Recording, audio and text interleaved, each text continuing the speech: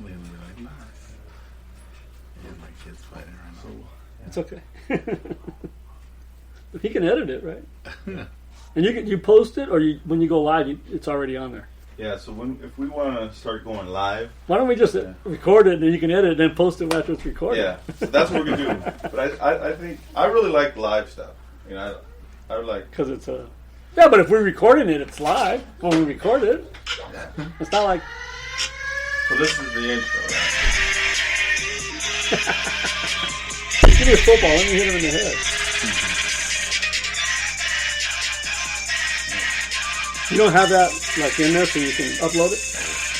Yeah, so this is where we'll come in and we'll say, hey, this is the Regular Guys coming to you from La Mirada with your hosts, Gary O, Jude Oliva, and Zeke Prado. Let's go! That's our intro, we're going to record that? Yeah, and then you would just start, you know, when that's the starting point for us to, you know, go ahead and start the conversation, get that going. That's definitely a Zeke Prado thing. Zeke Prado Entertainment. ZPE. We had a lot of fun putting together that beat, so. Yeah, you know what? It sounds like it's Indian or like Aztec, you know, with the flute. The flutes. Yeah, it was funny trying to put it together because Dave was like, all right, what do you want? What do you want? It's like, all right, man, here's what we got. I want some horns. I want, and he's just like, I want some horns. Did you know how that works? Yeah. I'm like, I want like a drum line from a band from down south. That's what I want, a drum line. And let's get some flutes in there, you know. So as we're building it, and you see like the skeleton of it, the way we started off and the way it ended, it was like completely different song. It wasn't even what we were looking for. Yeah, but once you find a beat, then you stick with it, then you fill it out. Right. Yeah. You get, well, you start just like you would on a painting. Yeah. Right? You would just lay the background. And then you layer it and layer it. Layer it, right? Yeah. Which would be the drum line. I don't know if you guys knew that. I was a drummer. Oh, yeah? In bands and in band. I was drum. varsity football captain, and I was in the band. So I had to change at halftime and go march. No, I'm kidding.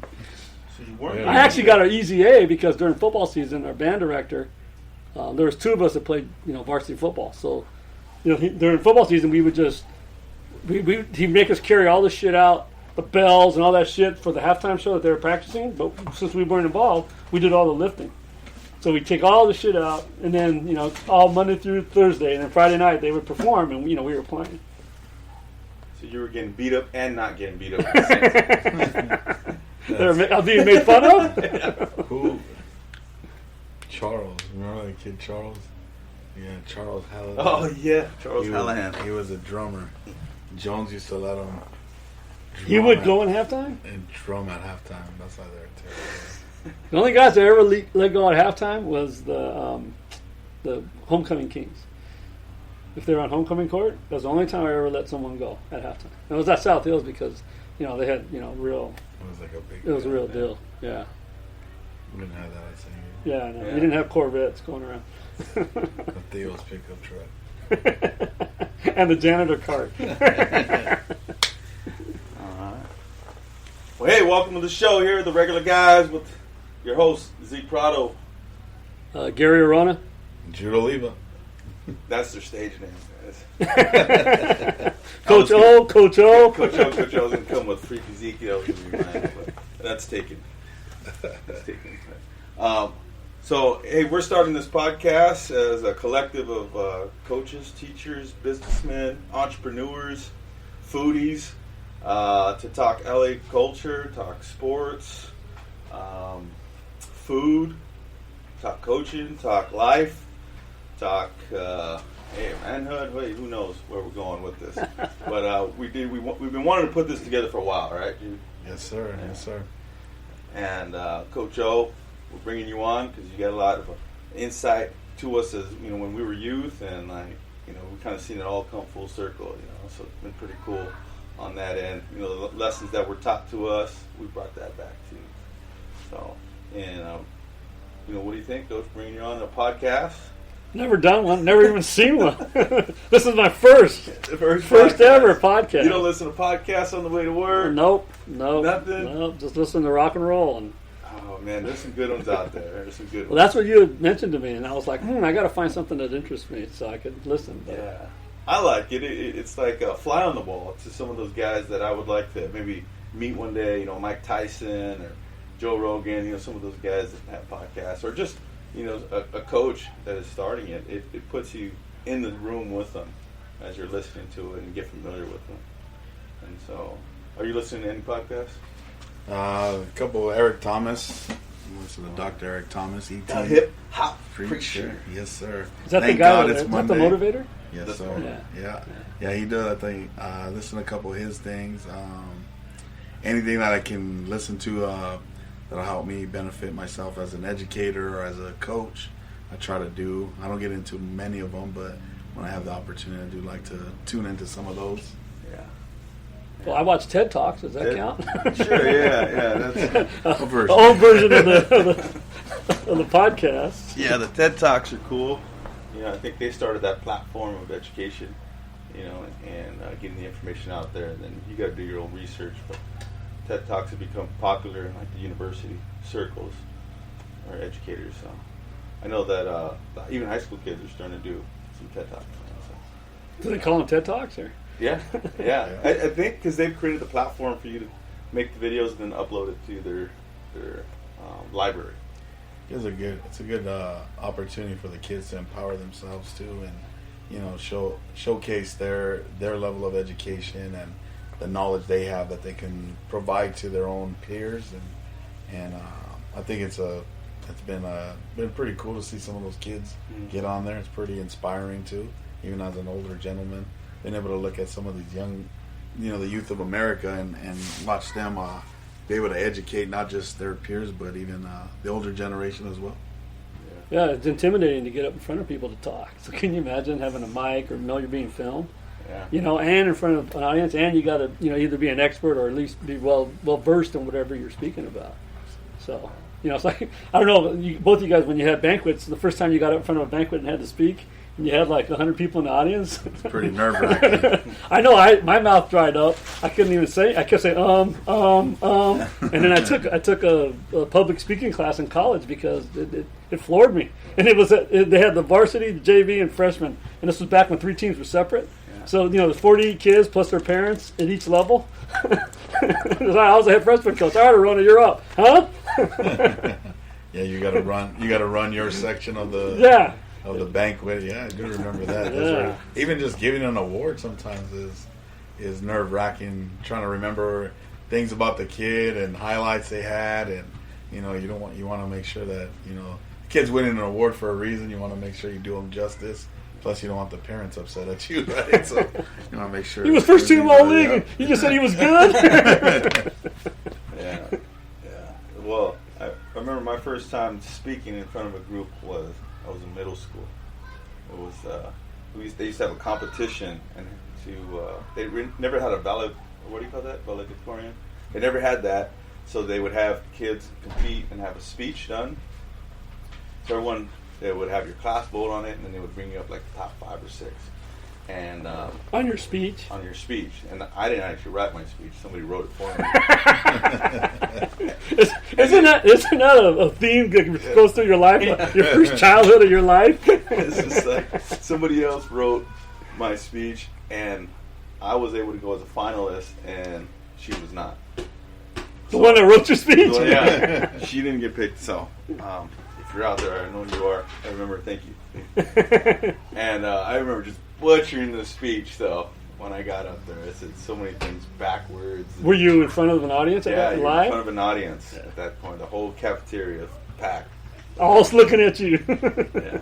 And they, the thing is that they don't know the speech, right? They don't know if you said it right or wrong, but you did because you were practicing it. Yeah, and I was up there, I was stuttering, and man, that was my first time getting in front of a group of people. Yeah, and having to do that. So I understand that part. Getting in front of people and speaking. That was probably some of the best advice I ever gotten from one of my teachers in speech class as well, is reminding you that nobody knows the topic better than you. Nobody understands your speech better than yourself. So when you mess up, that you're not supposed to show that you messed up. You're supposed to be able to just power go with through the flow it, yeah, and kind of bounce back and And yeah, I don't remember going to those classes and doing that same thing, man. Yeah. We did when we had directive studies is what we had with Mr. Campbell in high school, and he taught us that. You know, he put us in front of the camera. I remember he put us in front of the camera and we didn't just have to say anything. We had to record a minute, I think it was a minute or 2 minutes.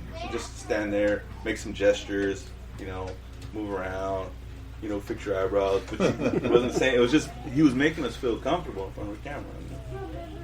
You know, and you're thinking like, man, why are we taking this class? Easy A? Easy A, right? Easy A. Have my GPA so I'm eligible for football. And look at us now. Here we are in this pandemic, right? Everybody's having to get used to being in front of the camera. Zoom, right? Zoom meetings like crazy. They're in the classroom, the kids, teachers. All business. Oh, business. All my meetings are Zoom right now. Zoom and Microsoft Teams. Yeah, Microsoft Teams, right? Yeah. You're having to get on, and man, that's amazing. So hey, with the podcast, you know, we're here live, or not live, but we're here in Jude's garage. So if you hear some sounds, some ambience of the city life, that's what it's about. You know, bouncing balls. Someone lifting weights, or he cut his toe edging the grass. Yeah, or his team is getting blown out. Yeah. Or he's playing Madden, getting his ass kicked. Yeah, we want to introduce LA culture to you, because LA culture isn't just, you know, movie stars and trying to run into Brad Pitt on Hollywood Boulevard. You know, I mean, this is LA culture is something, you know, that it's worldwide, right? Whether you have, you know, the food, you have the culture of clothing, you know, the trends, the high setting. Socks. You know, the Cortez, the hats, long T-shirts. You know, you have all of that, man. You got. I think, you know, when you look at LA in comparison to a lot of areas, how diverse Los Angeles has always been. You know, and like I said, it's created a culture that has been rich, and it's always allowed me to go into other cultures and just fit in. You know, spending years in South Dakota. You know, right off the bat, they would tell you, you know, if you're from LA, they're like, oh man, eyes perk up, yeah, tell me about LA, man. What was it like, man? Everybody's getting shot. You know, it's like, wait a minute, man. It's like that's part of it. But some of us get shot. So, but there's so much more to Los Angeles that you just need to, you know, you can't cover Los Angeles, let alone San Diego, San Francisco, you know. In a couple weeks, I mean, you got to spend some time out in California, right? If you really want to experience California, you know, you have to have the homeboy lives in LA. You have to have somebody in the suburbs with a nice pool house, right? So you can see off the ridge and see the sunset And the freeway. Yeah. You have to sit in traffic for a couple hours. Yeah, that's inevitable. No matter where you're at, you're gonna sit in traffic out here. Yeah. You got to drive to downtown LA, 7th and 8th Street. You know, check that out. Right? Philippe's. Go downtown. shopping. Go shopping at the flea market. Have a sandwich from Philippe's. He is that gentleman is upset about his team losing. Who is it? The Rams? Must be Seattle. Seattle. Russell Wilson's having another bad game, and he's probably on his fantasy roster. Hey, there it is. He's upset, and that's part of LA culture too. We have the Rams, you got the Raiders. With the What comes next is the gunshots. So we'll be hitting the deck. We hear gunshots, we all hit the deck and grab the kids. You got the Chargers, right? LA culture. You got the Los Angeles Lakers and the Clippers. Dodgers. You got the Kings. You got the Dodgers. You got the Angels of Anaheim, Orange County area. Nah. You have high school football. It's humongous. Oh, it's big. Baseball. You have, you know, high school sports. Softball. It's huge. It's all part of the culture, right? You got the food, like, you know, Coach, you mentioned Philippe's, right? You're having a French dip sandwich from Philippe's, right? You haven't been in LA unless you've had one of those, right? The sandwich. Or what else is there? Pink's hot dogs. Pink's, Tommy's, right? Some of the staples. In-N-Out. In-N-Out. Like, you have to have these places. Right? Or Petrola's Pizza. Ah. Right. You're from the San Gabriel Valley, right? That's right. I think we better intervene. I should check on the neighbors. Hose them down or something. Oh, I think that's a little bit more than It might be NFL football. During this distance learning, some kids aren't performing like they should. So there's the results. Number 7. We're getting an update live from Messiah. What do we got for score, Messiah? Seattle Seahawks winning? Losing. All right, but hey, we are here on NFL Sunday, again, with our podcast, The Regular Guys, covering LA culture, sports, food, drinks, cerveza, high socks, cholos, whatever, and we want to kind of keep this going, and, once in a while, we will bring on some guests, whether we bring them in through Zoom or they're here live with us, in Jude Oliva Studios. Here in La Mirada. La Mirada, world headquarters of the Regular Guys. But let's get into who we are. Kind of introduce ourselves here, give you a little bit of background on us here on the Regular Guys. I'm gonna let Coach O kind of open that up, and then go from there. All right, I met these two guys at San Gabriel back in 1996. Wow. Yeah, Nice spring in 90. Yeah.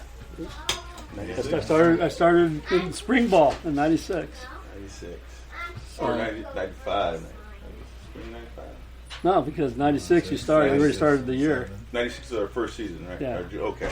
Yeah. 1996. And I became the head coach at San Gabriel High School.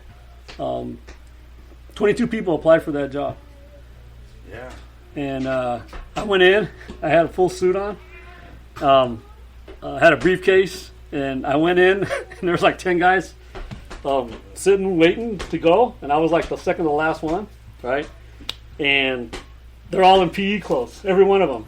Whistles hanging and stuff, and I was like, holy Mikeys. So I asked, the secretary or whoever I was, said, I'm here for the interview. She goes, I have a seat. And so everyone was just staring at me like, great, only guy that dressed up.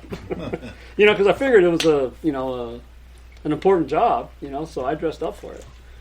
So in that interview, there was a couple of neat stuff that happened. One of them was athletic director. First of all, there was a panel, and there was like 2 seniors on it. Brady was on it, but he wasn't a senior, he was a quarterback, right? And there was a panel of a couple teachers, the activities director, a vice principal, a principal, the athletic director. So I must have had like 10 people in front of me. So table of 10 people, all the way around the corner, right? Principal sit on this corner, the AD sit on this corner, and me in the middle. And so, I started the interview, and everybody had a question. So I had 10 questions right off the bat. Then they started getting the nuts and bolts. And, Stan, Bob Stan, the AD, he said, okay, so you have 3 good running backs, and you're talking about your offense, and you like to throw the ball. Wait a minute. We ain't had 3 good. What's Bob Stan thinking? All right, continue on. All right. He said if you had 3, I think it was hypothetical, if you had 3 good running backs, would you change your offense? Because I was at South Hills, and at South Hills, we threw the ball. We were like, I'm going to say 60-40 pass to run, right? But we still had a 1,000-yard backer every year. So, when I went in, that's what I was talking about is, our offense is 3 receivers, sometimes a tight end, sometimes 4 receivers, single back. And so his question was, okay, so you have 3 good running backs. Would you change your offense to a running offense? And so I kind of sat there, it was, kind of a curveball. Like I wasn't ready for that. And I was like, whoa. So I thought about it, and I said, no, I wouldn't. And so it was funny because when I said no, I think out of the 12 people that were there, 10 of them took down and wrote notes. I was like, oh man, did I say the wrong thing? Right? So Bob said, well, why not? I said, because when you play the good teams, they can stop the run. And when you fall behind, let's say you're down 14-0 going into the fourth quarter, right? And you're still trying to pound the ball 2 yards, 1 yard, 2 yards with your big backs, and you can't get any yards, so you're out of the game. You lose.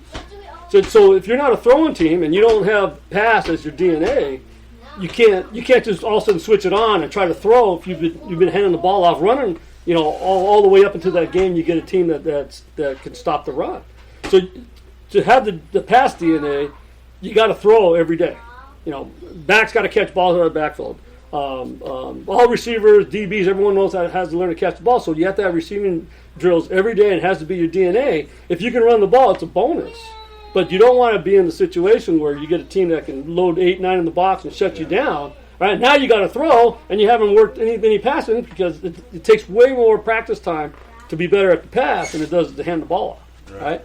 Second thing, there's only one ball. And this is what I learned from John McKay. It's only one ball. It's not that heavy, but only one person can carry it at a time. So then I told this panel, I said, okay.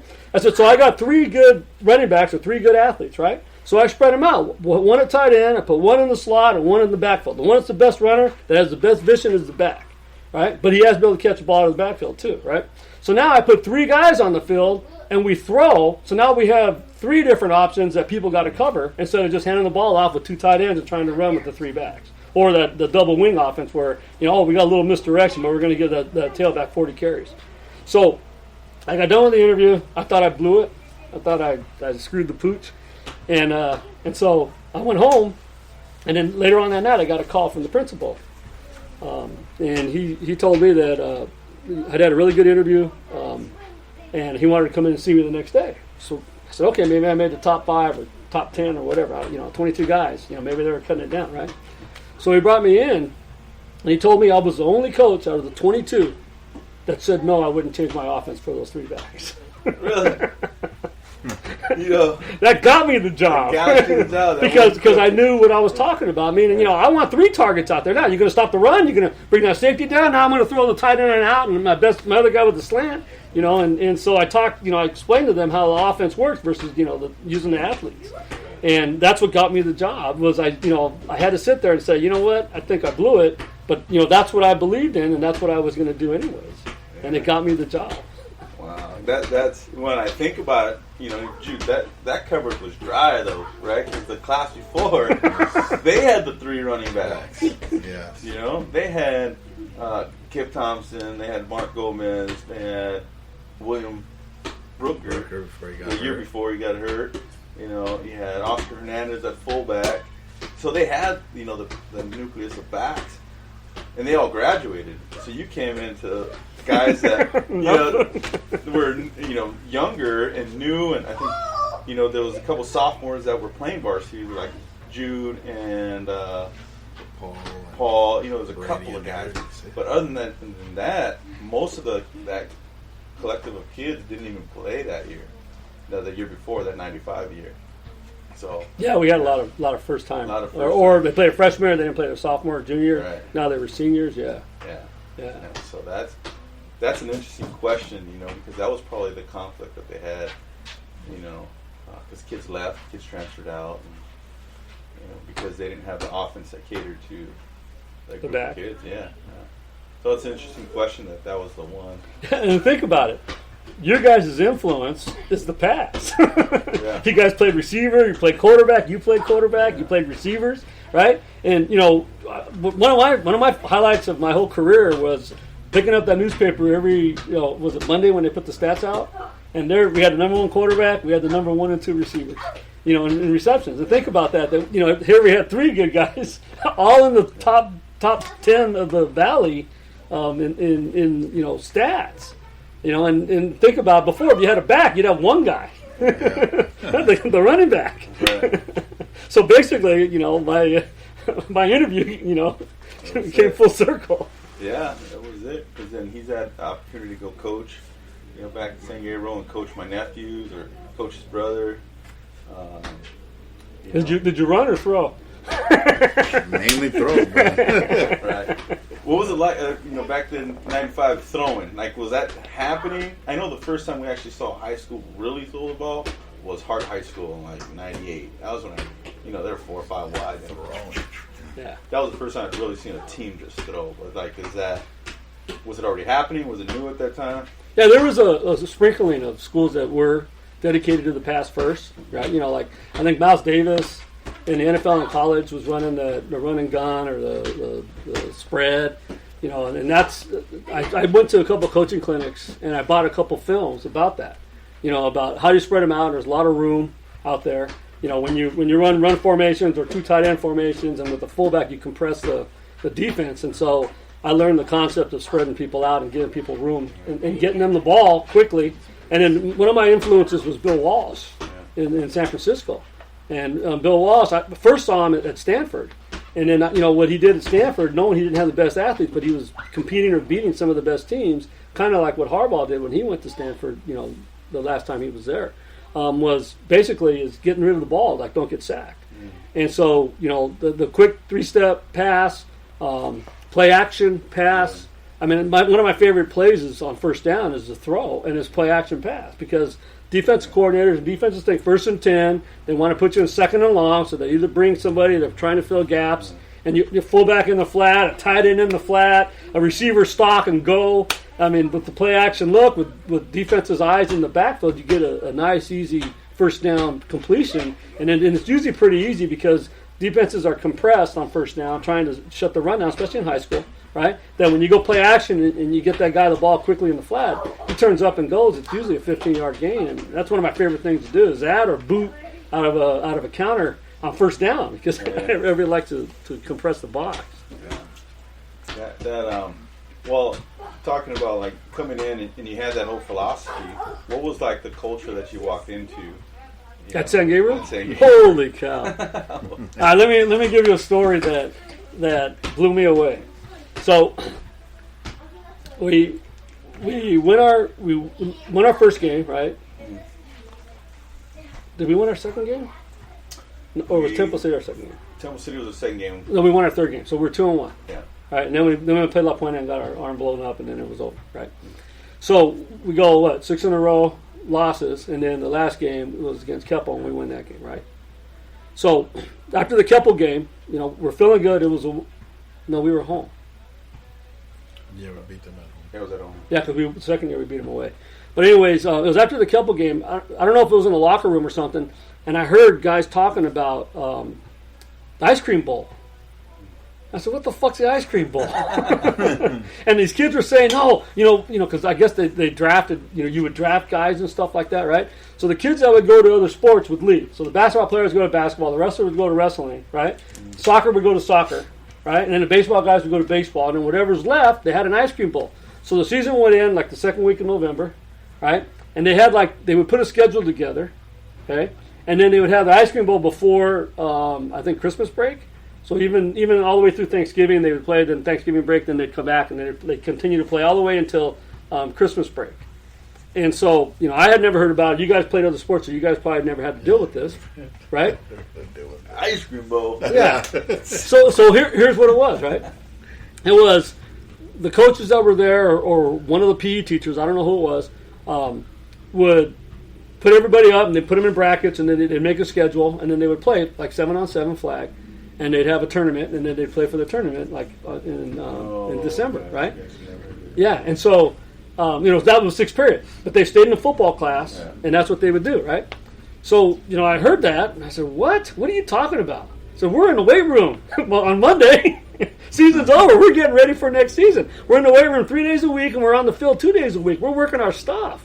And they looked at me like, "What are you talking about?" I said, "Ice cream bowl, that's what losers do." I said, "I haven't been home after the second week of November in 10 years. I've been in the semifinals. I was trying to play for a championship. So every year we played in Thanksgiving week. And here you guys are talking about an ice cream bowl? What are you talking about?" Culture, right? Culture. They were done. They already figured out after the second week of the season, the last game, the second week of November, they were ready to have their fun for the off season.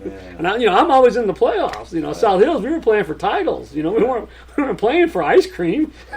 I would remember that. I always use that term. You told us once about playing in the playoffs and eating turkey sandwiches because we were practicing during Thanksgiving. Yeah. So that always stuck with me. It's like that's what I always wanted was turkey sandwiches. I never wanted actual turkey because I knew at that point that we were playing. We were still. Yeah, that was the second round. Yeah, that means you got by the first round. Right. Yeah, that's when it's fun when when the kids, you got to go out. You want to have an early practice on Thanksgiving Day because you want to get the kids back to their family. right? And sometimes the moms would bring turkey sandwiches for everybody. That the linemen, they'd take 4 of them, but and then they'd go eat dinner that night too. But no, it's a different level. And I mean, I don't know, when we went to the playoffs, remember I stopped practice and I made everyone come over and said, there's only a handful of teams that are practicing right now. You got to understand, to get there. It's not everybody. To get there, you got to get there. And then once you're there, you're elite. Other people aren't practicing; they're turning their shit in already. They're all in their other sports. It was a big, I guess, not an awakening. I knew that the culture wasn't about playing for football and winning championships. I knew the baseball team did. I knew the volleyball teams did. The badminton teams did. But the football was like an afterthought, and so to me, I had to teach everybody what it was to become a winner and how you win and how you work all year to win. I mean, Temple City kicked our ass. Was it 48-6?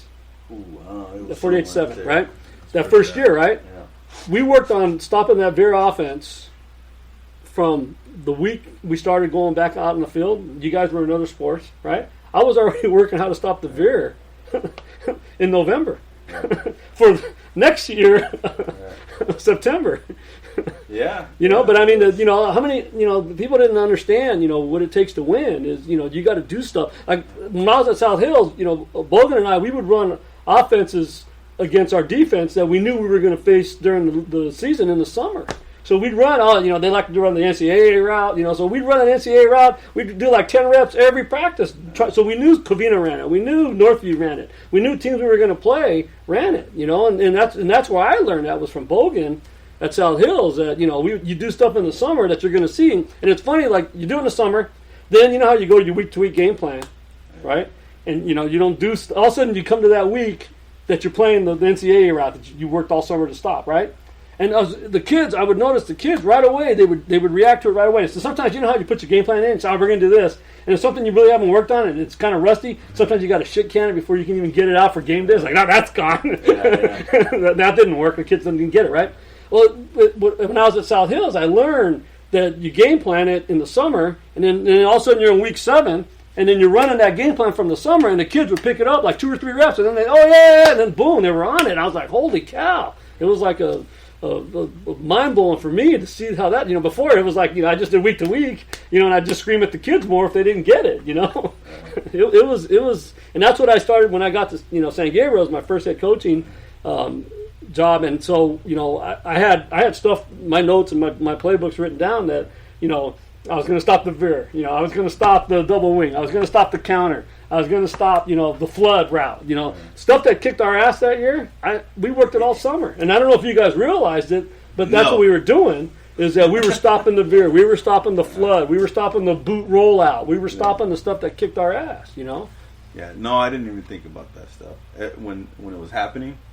Until now, now I realize what was actually happening with the X and O's, because I was, just a kid that played. I just played football.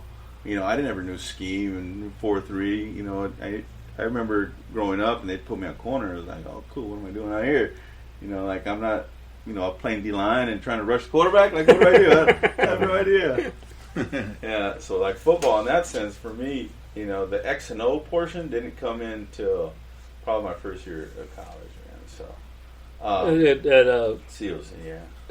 That's when you started hearing more and more scheme talk, right? Understand? Yeah, like there was actually some education, even like science behind it. Like why a line at 12 yards, why a line at 5 yards. You know what I mean? Like there's all of that goes into it. So I'm gonna flip and get Jude here to kind of give an intro on his who he is and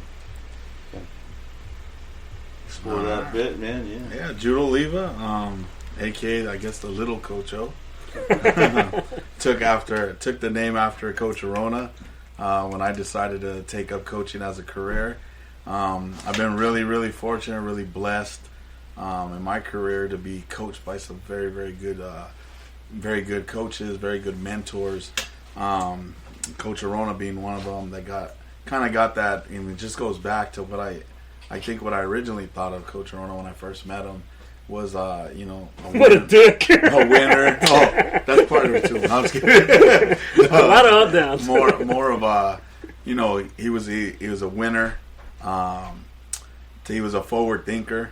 Just like that question you said. I mean, that was probably one of the best answers I think someone could have gave, because it's like one of those, at that time people weren't thinking that way, and as you look now, everybody talks about the evolution of football and all these cool RPOs and things. There was people doing that before it was even cool. Yeah. I know we were doing that 10 years ago. Mm-hmm. 10 years ago, and now all of a sudden it's cool, so everybody's doing it. But just that forward thinking, that working to win, like you don't just show up and be successful. You have to grind every day. You have to bring your work ethic every day. You have to make sure that you're on point every single day at every single opportunity, to be the best that you can be. And then obviously those things will tie into success and winning. I think those are the things that I took the most from Coach Orona.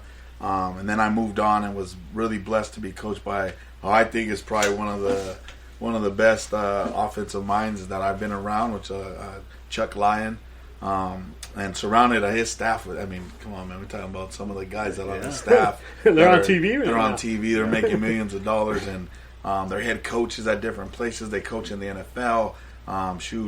Jay's the offensive line coach. One of their top recruiters for University of Virginia. Dose is considered one of the best strength coaches in America.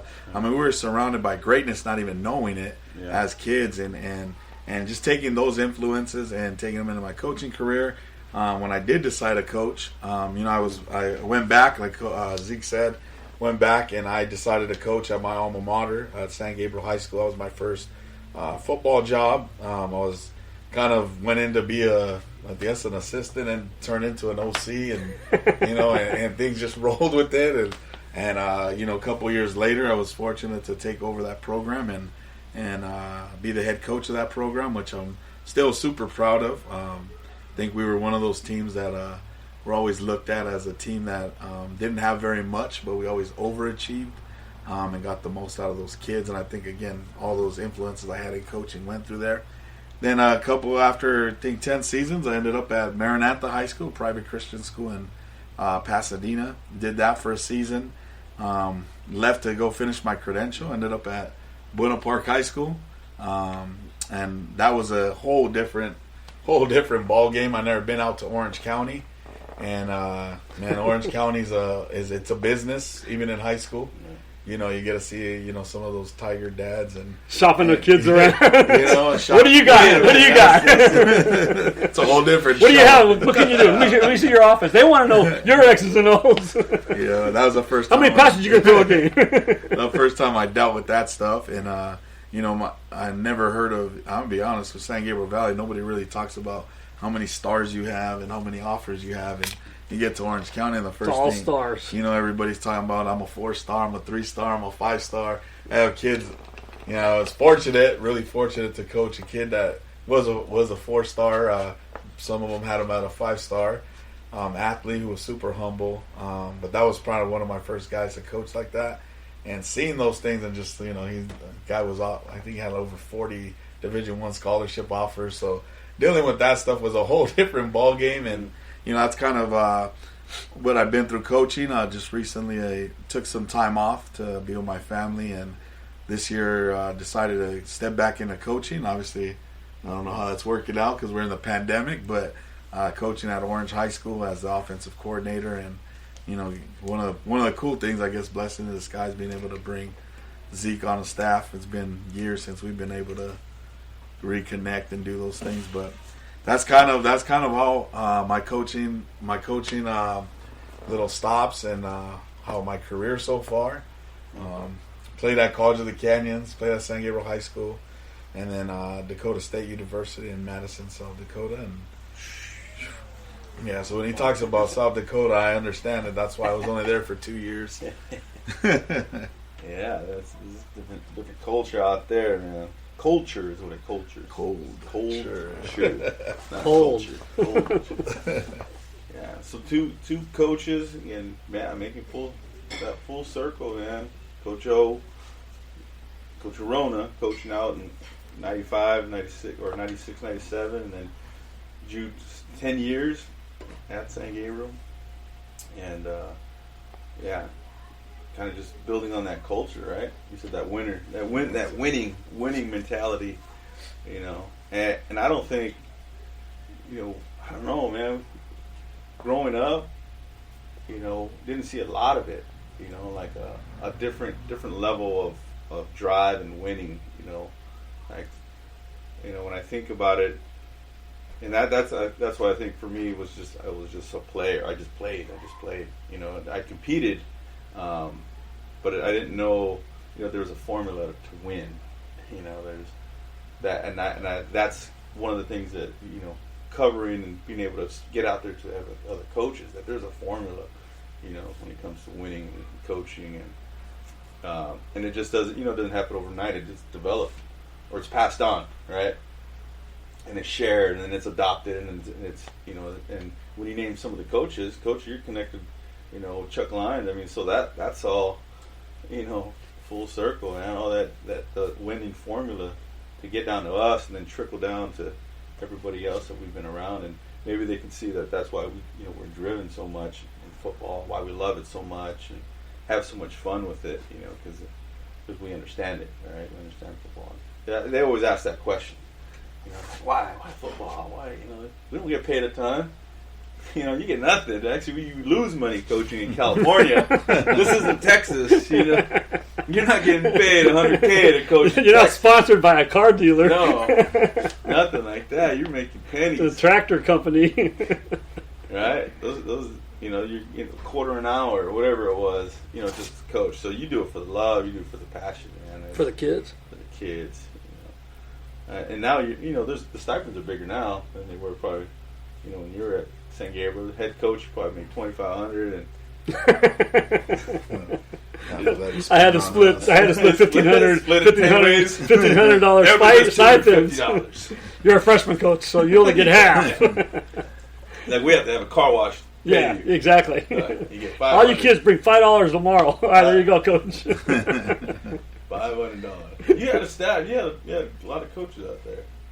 I tried to get as many people that I could, to show up and to be there. And a lot of the guys that I brought were from the outside, that had been successful, so that I knew that when you're successful, you just that's that confidence that just comes out, and like what you were talking about with Coach Lyon, I spent 4 years with him at Pasadena City College, and I learned a lot. There was some coaches at PCC that. There were, USC coaches, Washington State coaches, Arizona State coaches. Some of the guys were in the NFL, and a lot of their friends were NFL guys. So we had NFL guys would come to practice, and they'd sit in our coaches' meetings, and we'd talk with them. And, I learned so much at Pasadena City College, and Chuck Lyon is the one I learned, my offense through, where it really expanded it. He was our defensive coordinator when I got there, and I was the receiver coach, and he was the DB coach. So we'd go against each other every day in practice, 1-on-1, 7-on-7, everything, blocking, stock blocking, everything. And his guys were killing me at first. And I would ask him questions after practice. I'd sit in his office and say, what is he looking at? Why is that guy, why when we try to run a slant, he's already there. He's already on our inside hit. He's got his chest. Came right up, head turned, boom, jump inside. And so, I learned all the intricacies and the nuances of teaching the positions to get guys open from him. And so I started teaching stuff where we would run a slant and we would run widen like we were trying to win and out, and we'd open our hips and shoulders that way, because what Chuck told me after practice 2 days ago, I'd work on it with my kids. Next thing you know, their DBs are jumping the out. We're running a slant in practice and going 80 yards for a touchdown. He's screaming at his kids, and the kids are pointing at my guys saying he was breaking it out. And Chuck just looked at me, and I just smiled. I said, yeah, we were. But I taught my kids that, all right, you're looking at that, we're doing this, and we're running the slant, And it was stuff like that where when I got to you guys, I had some really good influences and some really good coaches that, they knew the little stuff, the little things that would make you, how to reach block, how to double team and work up to the second level. What passes are open against what zone, where do you settle? You wait for that guy. He makes the mistake. He goes this way, you settle here. He drops back, you settle here. There was stuff like that at Pasadena City College where I learned, the nuances of coaches of coaching from the coaches that were, have done it for years. I mean, they were masters, and they were all winners. Right. And so when I got to San Gabriel, I had, some network of guys. I had, a guy from South Hills. I had some guys from Rosemead. I coached at Rosemead High School. So I had some influences, and I had some kid from John Glenn, Coach Tio, who was a successful running back, and so I brought these guys with me when I went there to try to, give you guys some quality people and coaches that could give you guys what you guys needed, because we needed a lot of coaching. We needed help. We need some milk. You can definitely see the shift in now.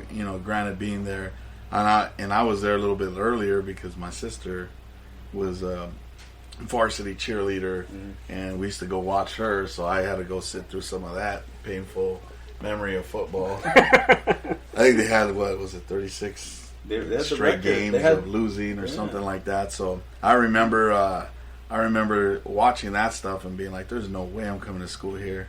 This is when we were playing Rebels, and Rebels were winners. We were winners, and we were being bred to be Rosemead Panther kids, and if you're good enough, Bishop Amont kids or whatever it was, and or St. Paul. Yeah. I remember my mom telling me, "Yeah, I'm excited that all these coaches want you to go play at different places, but we don't go to 2 different schools here. We only have 1 car, and you go where we go." And I knew real quick that I was going to be Matador, and I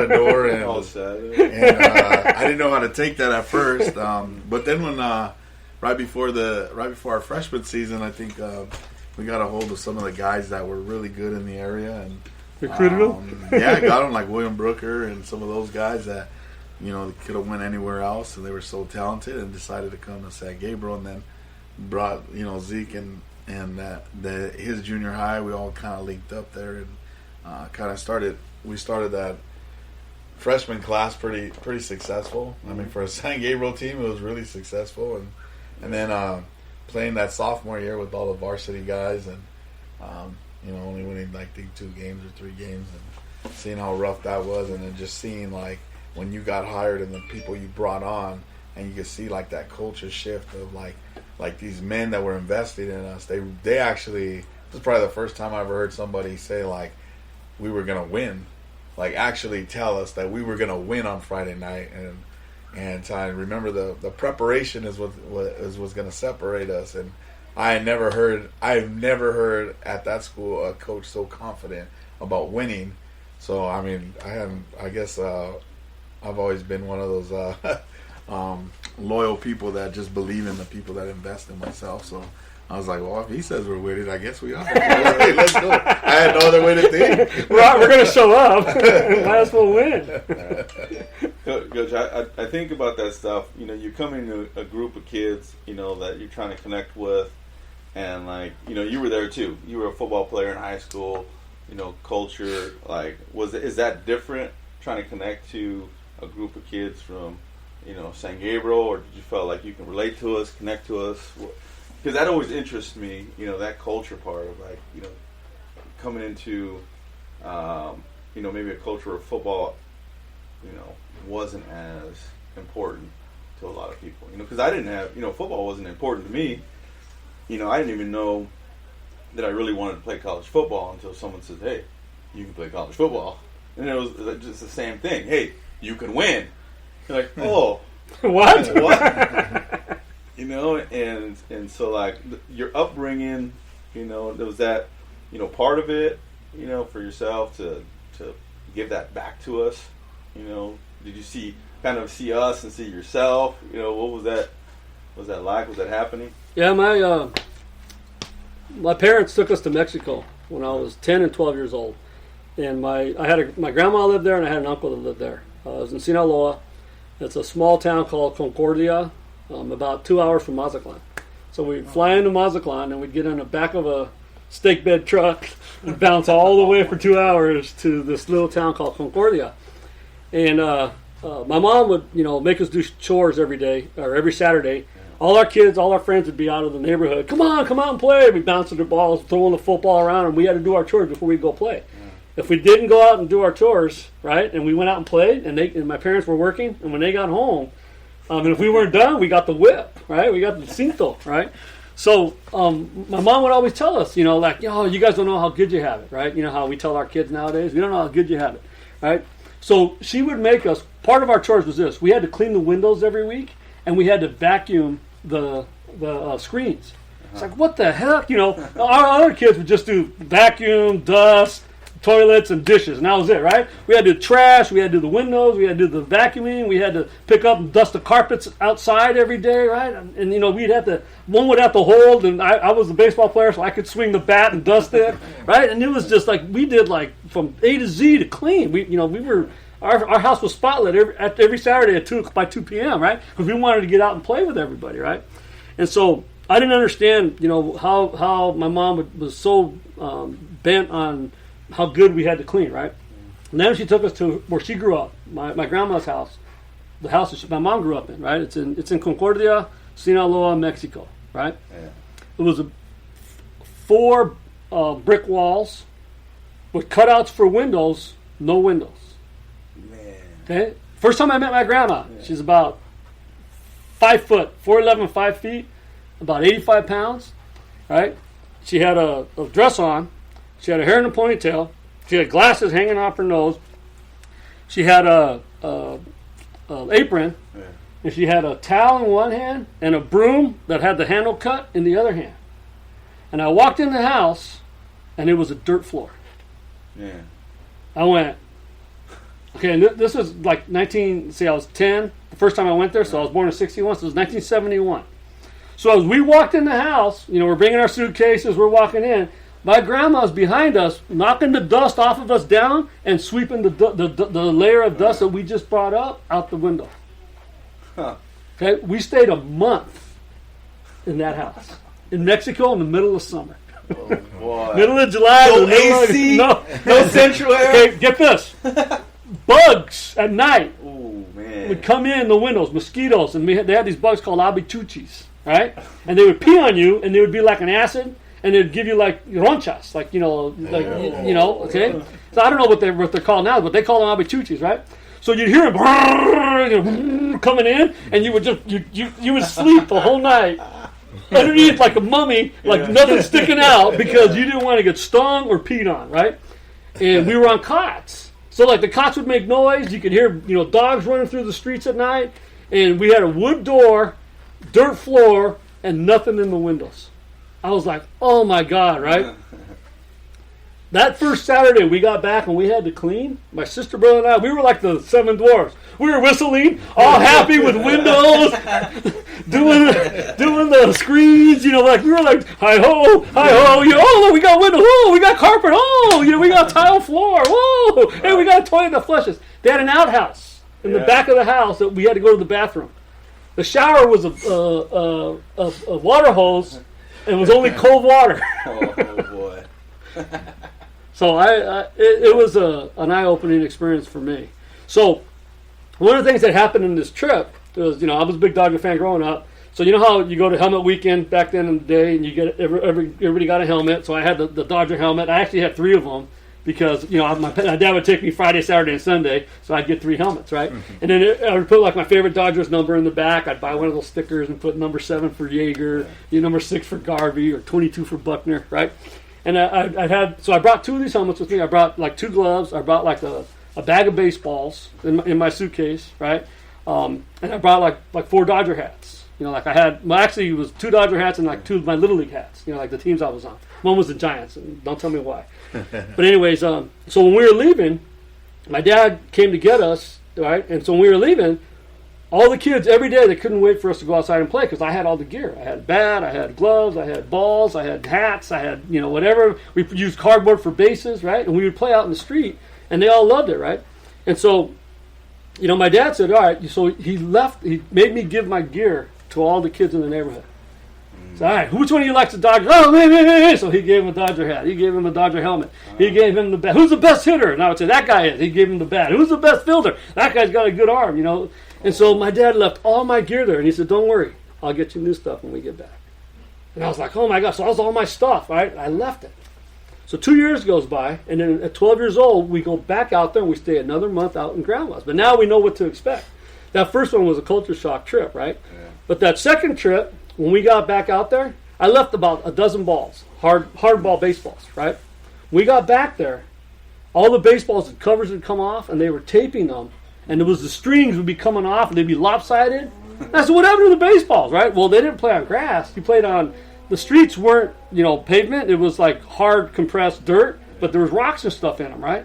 And that's where we would play. And they just kept playing there for 2 years. When I got back, all those balls, they weren't together, but they were all taped together. My hat had like stains on it, or where you put your hands and it starts getting, the top comes off and just see the cardboard inside the lid. That's how my hats looked. And plus, these guys wore them out to work or wore them out in the fields, right?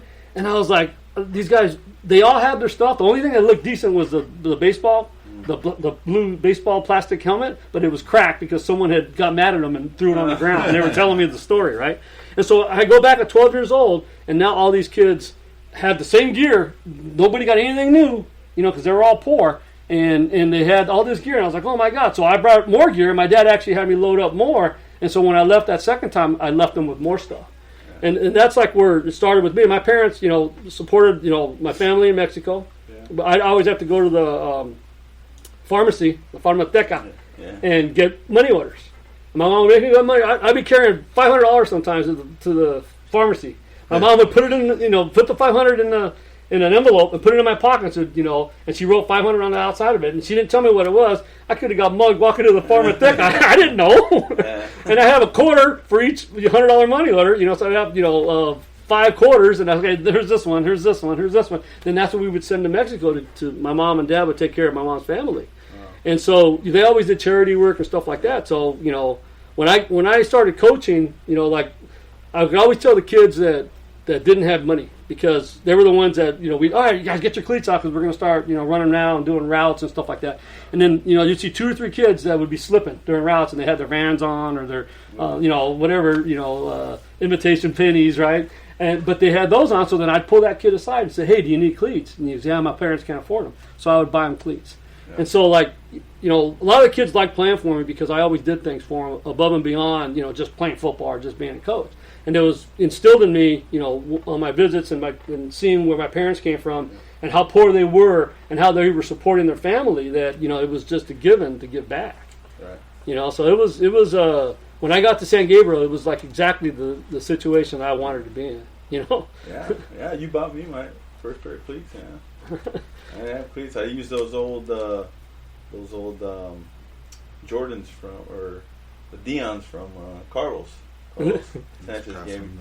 Yeah, we just passed them down because I finally fit into them. It was your turn. There were 12s and you were an 8s. See, and that, that's where you talk about, you give back. The stipend ain't enough, but you got to do it, right? It's got to be done. It's got to be done. And no matter where you're at, you got some kids that have need. That's important. And I realized that, when that was happening for me, and even with baseball, and they bought me a glove, and I was one of those kids that, the coach would just drive by the house, and pick me up, and I'd be wearing jeans and a t-shirt and go to practice and play in my jeans, and then, like I said, slide around in the vans, and it was. I remember we played for the Monterey Park Angels. It was a traveling ball team. And I was just, a kid that I didn't have all the gear now, or, like they have now. You can't walk on the field without a $350 to $400 bat. Yeah. Or have a batting cage in your backyard. Yeah, and a pitching machine. One of my friends brought it up the other day. Because we would talk about what we had, and then she's like, like you guys didn't have a batting cage in your backyard. And I was like, oh. You got a batting cage in the backyard now. Oh, yeah. But you do those things to help. One, get the edge, right? That's why sports is different now than it was 20 years ago, than it was 40 years ago. It's just the evolution of sport, man. And then Jude, you got to stay, coaching, right? And for 10 years at San Gabriel with the same type of kid. Same type of kid. We started.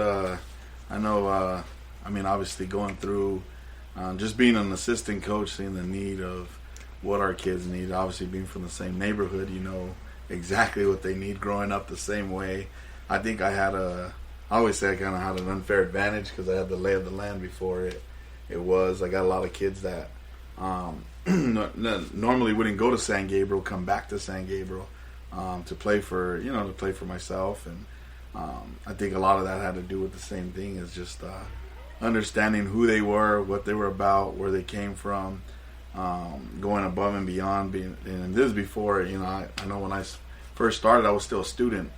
I was still a college student, so I was still just like them. I was living with my mom and, going out and coaching and doing those things. But any little thing that we could do, like, we would do for them. I know when I became the head coach later on, we started that booster club.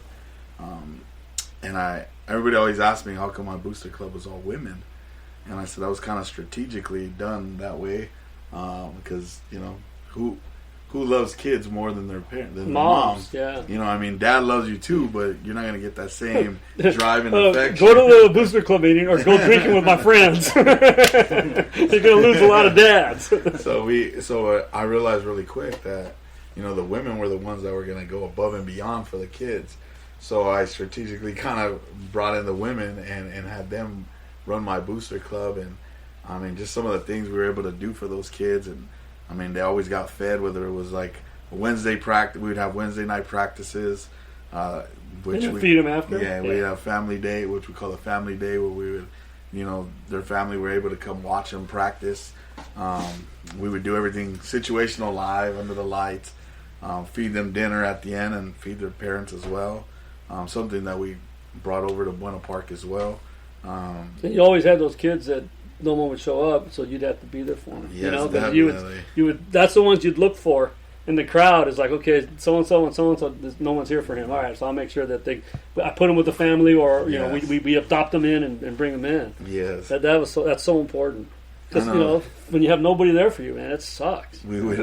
I know I would go and take random trips to Nike outlets, Ross or whatever, and just buy up everything I could find football wise, and just have it in our football office, because I always knew a kid needed gloves, cleats, whatever it is. Mouthpieces, yeah. I know the kids at Orange say my trunk's the Big Five. I'm handing cleats out of the back of my trunk. What size? Yeah, stuff like that. But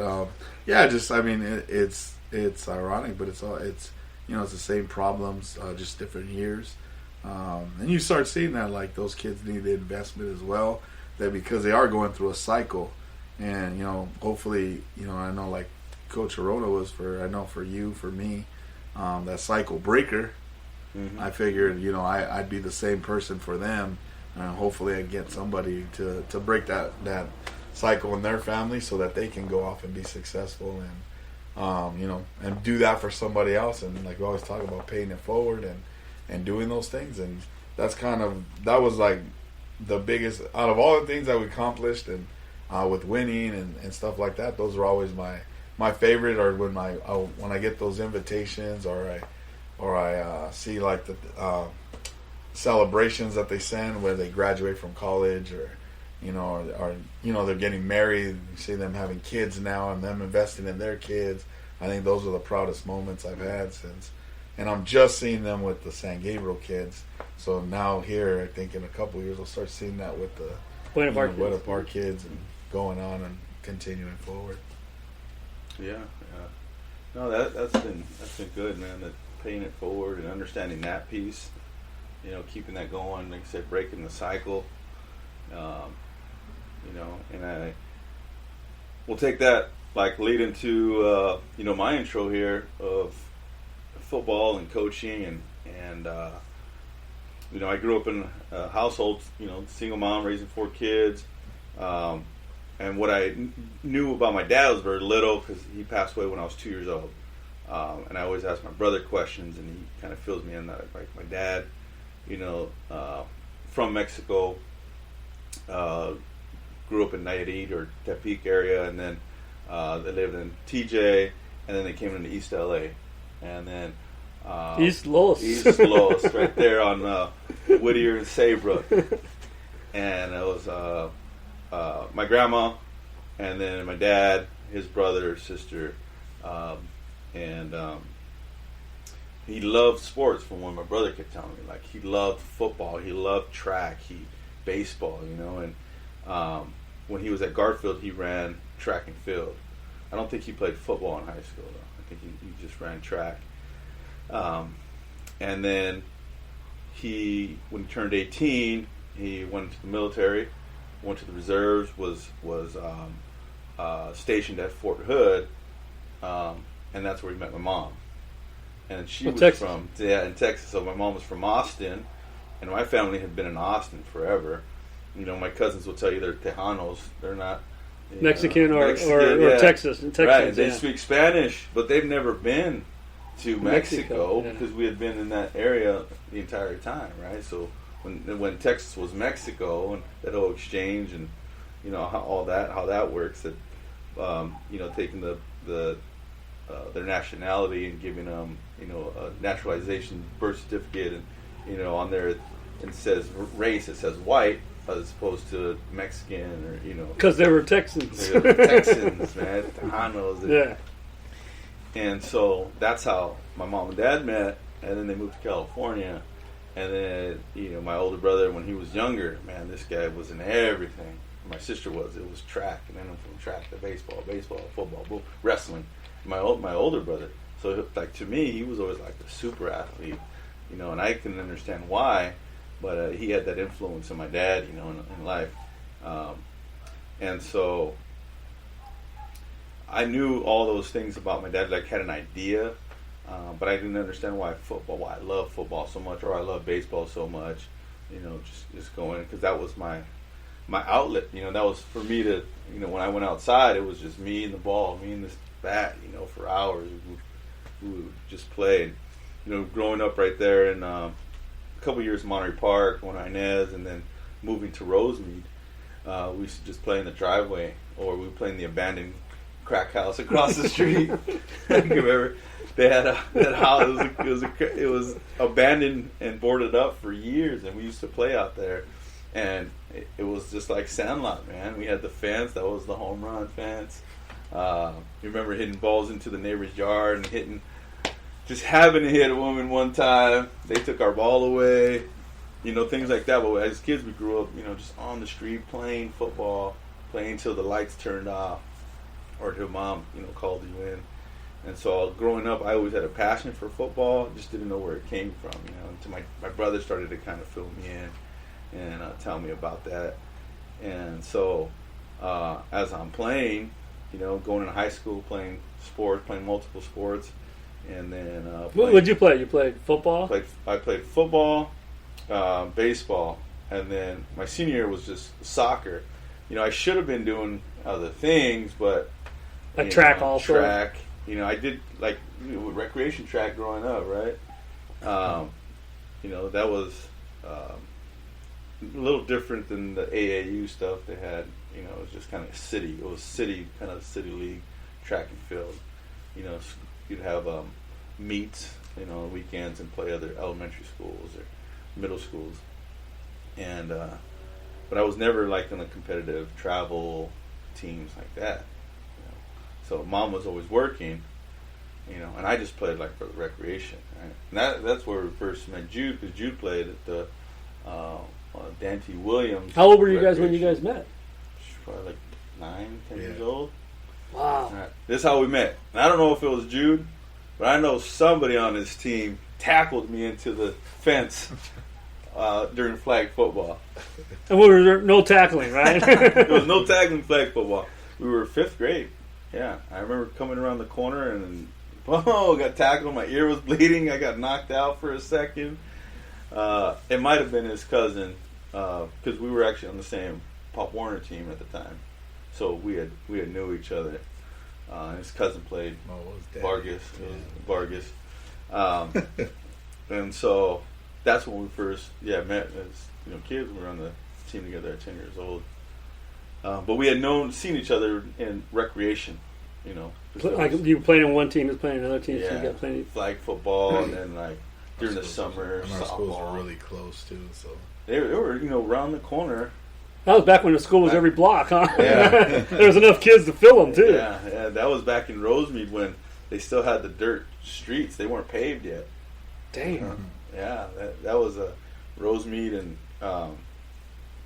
there's so much history in Rosemead. And there's a book called Always Running, which touches on someone like the car club life, gang life at the beginning, early stages of the gang called Animal Tribe, which is a car club that turned into the local gang there.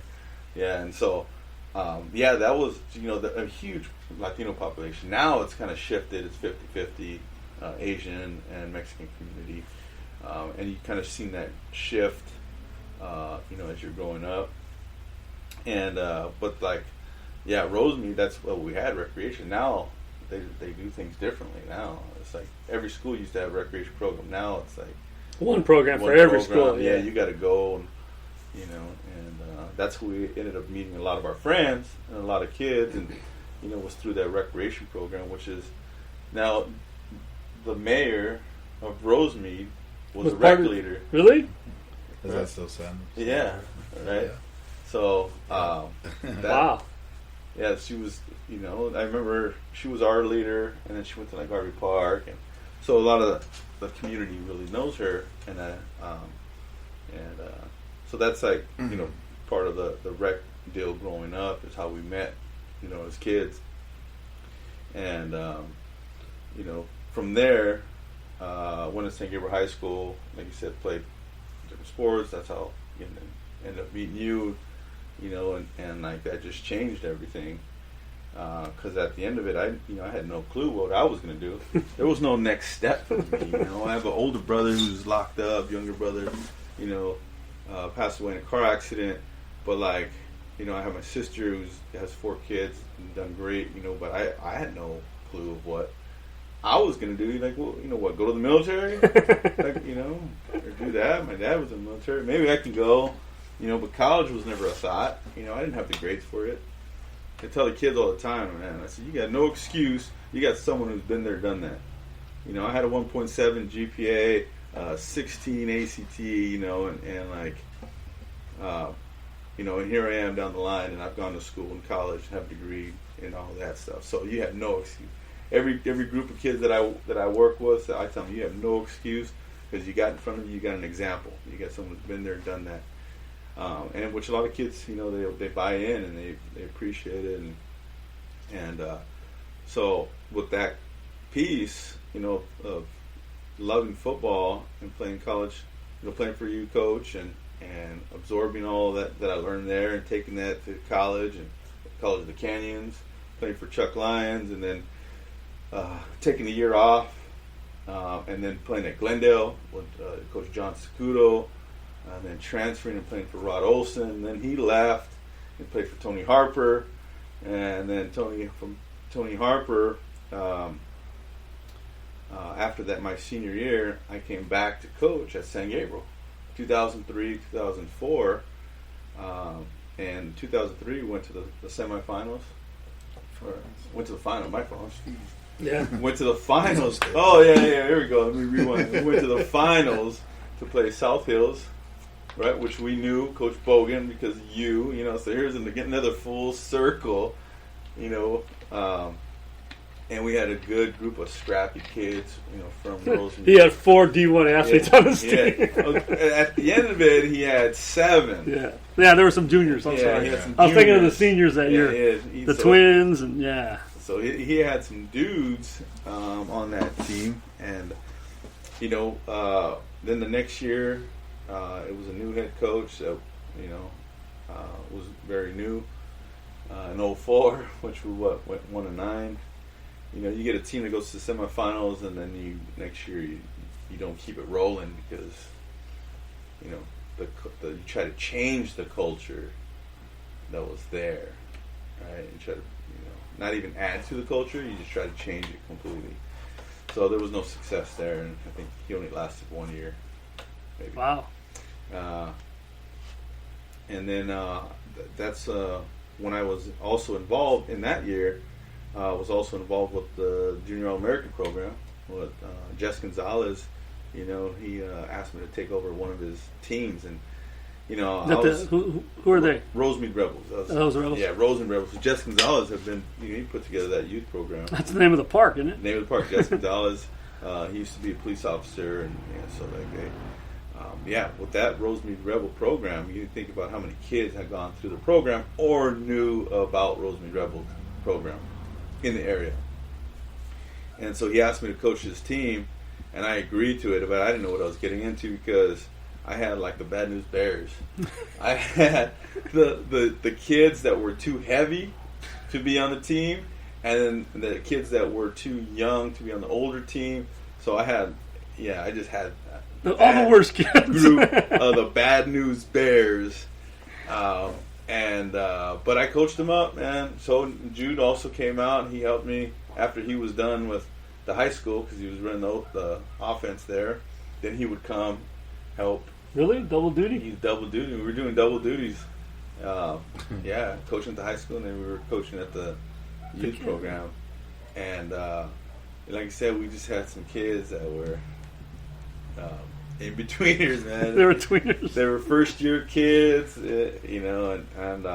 then the other teams didn't want them, so they cut them. And they said, "Oh, we got this team that they can go to." And they actually plucked one kid from us. Remember? Oh, he's pretty good. That was supposed to be on the team. The best one. The best one. Then took him. But we had kids that stepped up, and they weren't expecting us to do anything. You know, they just expected us to have a team. To show up and be there for them every day. Just be there and have fun. I was like, we're winning. Yeah. We're going to try and win. Oh, really? You developed that attitude, huh? Yeah, we're like, we're going to win. You're not just showing up and just punching the clock, huh? You're here to win, right? Yeah. We beat some teams. Like, we beat, El Monte was like 5-0. We beat them, knocked them out of the playoffs. Because you could only have maybe like one loss at the time in order to go to the playoffs. You only took like the top team in the conference. We didn't make the playoffs. We were like 3-3 or 4-3. Yeah, but you were supposed to be 0-7, right? Yeah, we were supposed to be 0-7.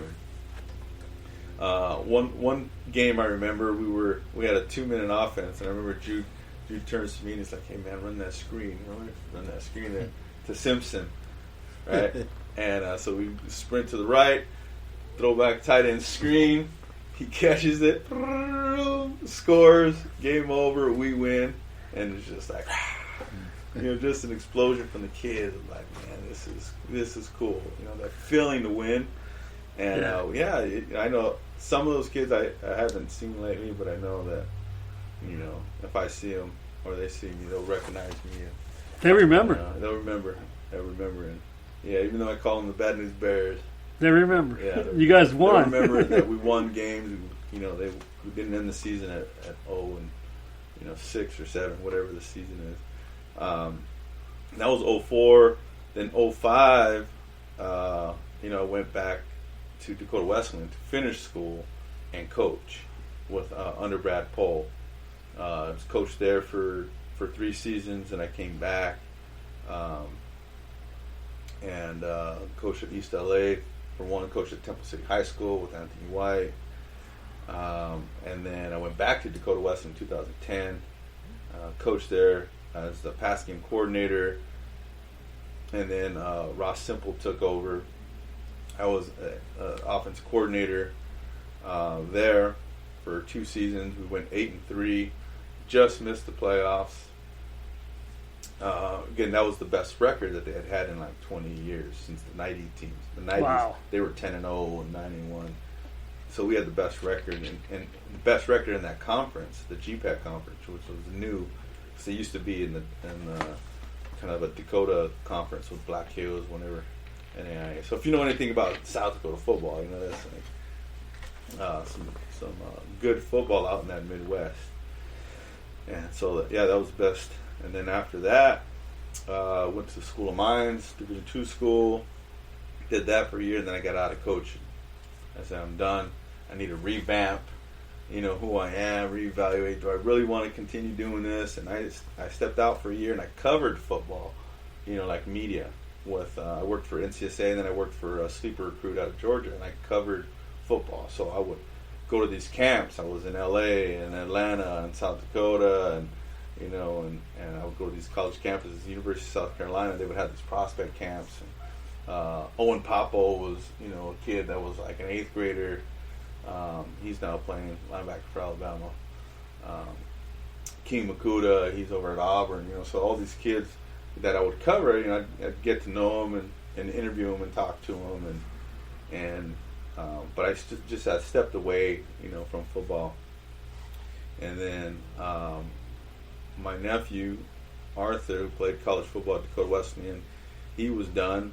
He was finishing up school, and he ends up in Lower Brule. And Lower Brule is a Native American reservation, and there they played 9-man football.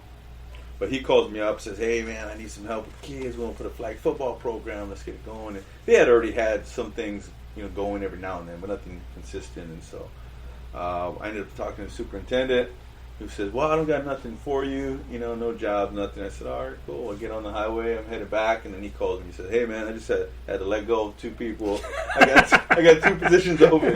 Middle school. Are you interested?" I said, "Yeah man, I'll teach the middle school." And so I ended up going out to Lower Brule just to help with football. I just wanted to help. "Hey, I'll help with football 9-man." And then the head coach decides, "Oh, I'm done. You can take over. It's your program." I was like, "Oh my god." So I ended up taking over a 9-man program, and we were like, I don't know, 3-6 and 3-4. Football wasn't really a big priority. They didn't have a weight room. They had, again, a youth program, but like a lot of the time, the kids' first experience for football was high school. They didn't have a youth tackle program like they do now. So that was something that we did. We started flag football. We started youth football, like 4th, 5th, and 6th. Tackle football. We had the Redskins organization. You guys called them the Redskins? Yeah. No longer the Redskins. They're the Washington. The football club. The football team. The Washington football team. They helped us out with like helmets and different equipment that we needed to get that going. And then FCA Brian Hansen helped us fund a small weight room, probably as big as the garage, where we can fit 2 platforms, get all our rubber weights, dumbbells, kettlebells, bands. We just put all that together. And now the kids are lifting weights. Now they're pumping some iron, and which they weren't doing that before I got there. And it wasn't because anything that I did, but I knew we needed that, hey, if we want to get to the next level and we want to be successful in football and take that to the next sport, and so that was huge, to just have that thing implemented, and then I just ended last year, 2019, went to the finals, and we lost to our rival that was like 15 miles away, and we played them twice. We lost them the first time by a score, and then we just got blown out in the championship game. And it was a great experience for my kids, that to see that, but to make it to a championship game, and be there again and not win it. It's still an experience, It's just like, and that for me, football wise, to finally again see it all come full circle, the hard work, the hours put into it for the kids to get to that point of getting to a championship, understanding it's not just competing for a league, it's not about winning the first round, it's like, hey, get in the championship, to say you got there. And no matter the outcome, the kids are always going to talk about that, getting to the championship. And I ended up,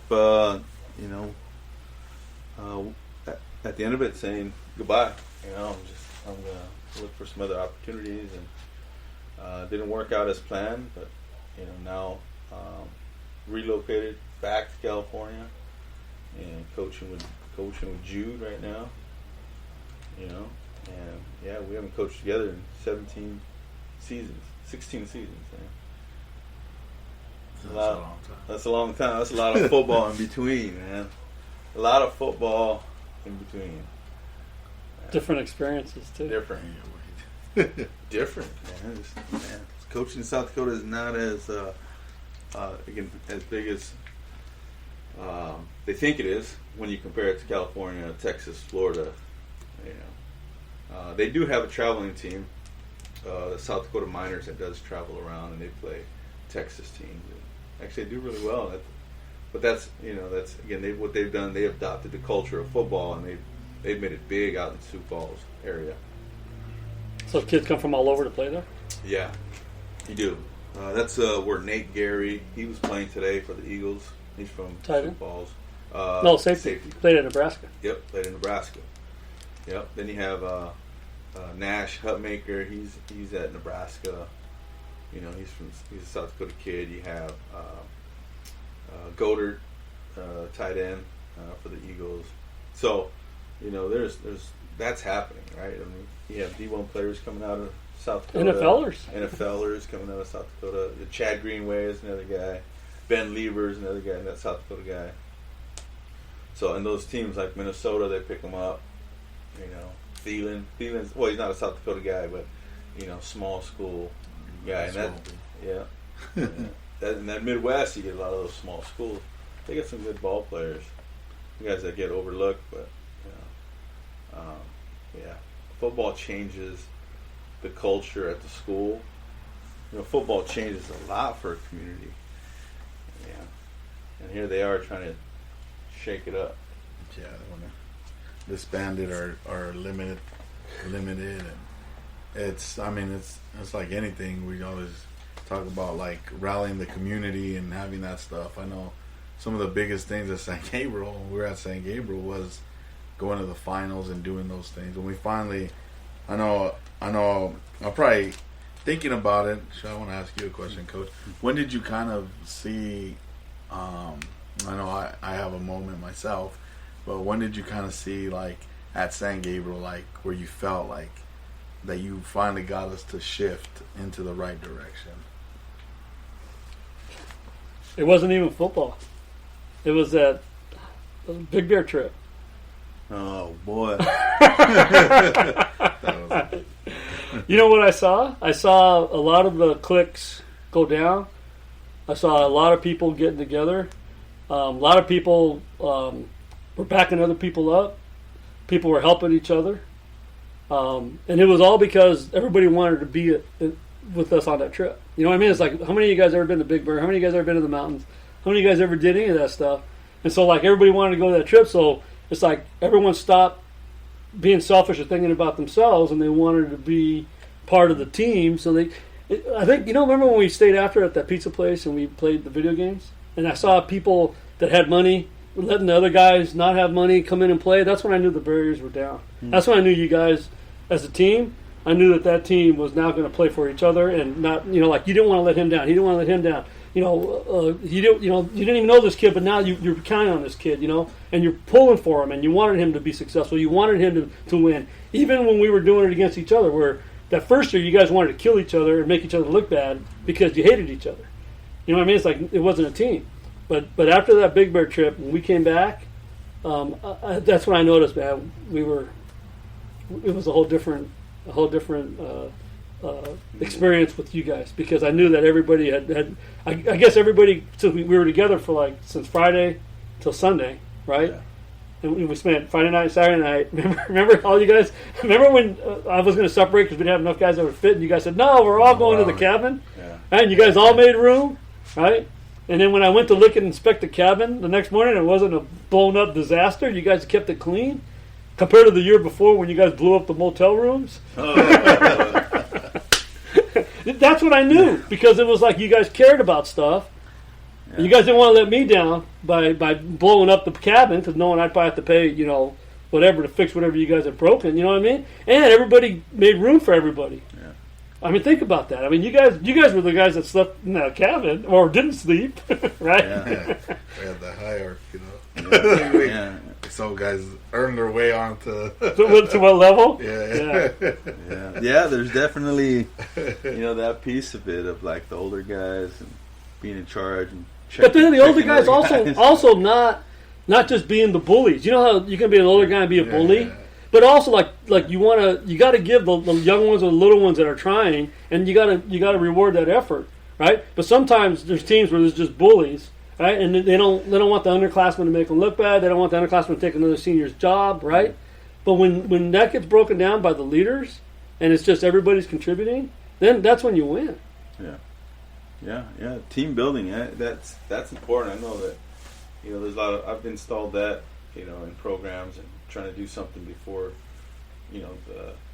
Well, they used to have Hell Week. They don't have Hell Week anymore. Yeah. You can't say Hell Week. Can't Snoop.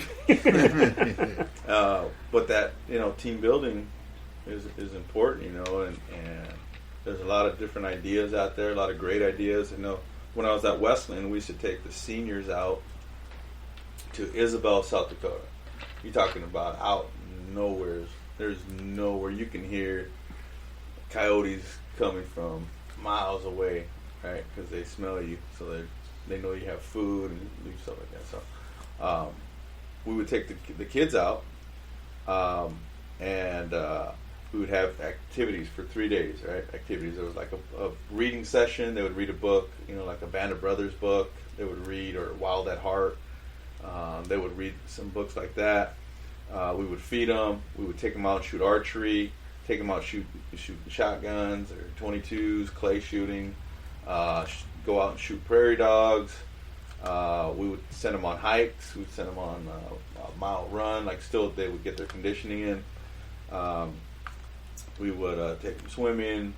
We would do all of that with the seniors and the leadership group to get them connected and bonded, and that was always a cool experience because, like you said, those barriers are broken down. You learn a mental part. The mental part of football. That's a breaking point of quitting or not. That's just what it is. We would send the kids out and on a midnight hike. They would drive them out in the van, drop them off, and they only give them flashlights, and they had to hike their way back to the house. They could see the house because they had lights, right? But they had to bushwhack, and they bushwhack for 2 hours. Okay. Did you get machetes or no? Nope, no machetes, just flashlights. Long ones? just to handle. It was funny because you could see them. You can see them as they're running because they hear something. They're running around. You can see just the flashlights going all over the place. But they had to stick together, right? Because if you didn't stick together with the guy with the flashlight, you're lost. Yeah. You're lost. And so they would show up and just be laughing about who got scared or what they heard. A wolf was chasing me. There was, we know we heard the coyote. We know we heard a bear. It's like, man, there aren't bears here for miles. And they would have a great time, and then it was, like I said, breaking down the barriers and creating that team atmosphere and leadership. And so a lot of times, we would do things like that. And then when we brought kids into camp, it had that leadership. You had those guys they knew that had gone through something. That one day, they're going to go through it too, right? And so, then we would do the pool stuff, team building. We would do all that, belly flop. We used to have a belly flop contest there at Weston. So all the freshmen that came in, all the freshmen had to go through the belly flop initiation. Yeah. They would go and everybody would go and belly flop. And if you were a transfer or you're a new guy, you had to do it. Because you were new in the program. You knew the program. You had to belly flop. So sensitive now, man. They call that hazing. Yeah. We didn't. Oh, there was hazing going on. It just wasn't sponsored. Well, I got a question. I'll go with you first. You guys mentioned that, you guys just showed up. You didn't even expect to win, right? Yeah. But now, you don't even see that old pass, do you? You walk on the field, you expect to win, right? Expect to win all the time now, and it's not just the best part about it is it's not just football; it's in everything. It's in every aspect of my life, every aspect of my family. When I go to teach, I know they tease me because they always tease me because I'll shut my phone off or I'll teach PE, but I'll do those things and they always tease me about, what are you trying to be a teacher of the year? So yeah, I want to be the best at everything I do, and preparation is everything. And I learned that really, those years with you, and it just kind of carried on. Like I said, fortunate after that, that we went to. You steered us in the right direction and going with the right coaches and the right people to invest in our life. Because now, I mean, without structure, I don't even know how I would function anymore. And just look at and I still preach this to that day, is to the players that I have or kids that I mentor, is success and confidence comes from preparation. And a lot of times when you come from homes of poverty or broken homes, or no structure, your circumstances are bad, it's really easy to say, I'm a product of my environment, or I can't do something. When as opposed to, I tell them, confidence comes from preparation. If you prepare, you're going to be successful. It's inevitable. Something gives. If you work hard, you do the right things, and you prepare for what you're getting into, whether it's school, whether it's football, whether it's business or whatever. If you're preparing the right way and you're doing what you're supposed to, you will be successful, and you got to understand that. So I know now, I mean, in any aspect of my life, when I take it, I know I'm going to be successful because of my preparation. And when I know I'm going to be unsuccessful, I'm going to fail, as I know that I didn't prepare, and I just went out there and just said, let me do it, and wing it. Yeah, wing it, and I've known, and you see it. I mean, it's every result you get in those different aspects comes from that, and you know whether you put in the time and the effort, and when you didn't, the result. It don't surprise me anymore as what it is, and it took people to speak that into my life and existence for me to believe it, because I did grow up where success wasn't something that came to a lot of our people that that came from where we came from. I mean, some of the names we named, going in, some of those guys are in jail. Some of those guys, unfortunately, have passed. Some of those guys probably still live with their parents, or living paycheck to paycheck, or whatever the case is. And, they don't have the same opportunities. And, I always tell kids, you can't feel, I mean, and I know this might sound bad, but I tell kids, you can't feel sorry. You got to understand, there's I said, success and unsuccess, and there are people that are unsuccessful. That's a choice too. It's not just, you're also blessed, but I say, the people who are blessed are usually the ones that put in the time and the effort, and they go out and don't have a crutch and don't use excuses. They live off of that. Hey, I'm going to prepare to make sure that I'm successful. So those are those things that I love. That's a message I will continue to speak, and I know I'll just continue to try to empower people with that stuff, because I know how much it meant to me and in my life. So. Well, that's the same question for you. I'm going to think about this for a bit. Yeah, because I mean, now, you show up to, say, whatever team you're with, right? Mm-hmm. You don't walk in there thinking you're going to lose, right? I mean, there's, you know what I mean?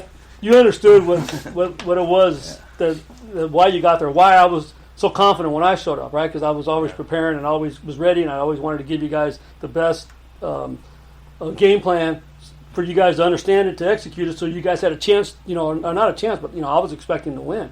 And I mean, both you guys came from an environment, or no one had ever taught you that, if you do this and this, you can get here, And now it's like you guys both live it and breathe it. I mean, shit, you took the program that I got to the first round and went to the finals. You took a program that was never, not even breathing, and put life into it and took it to a championship game. So, I mean, you don't have that success without, having that mindset where, I'm here to win.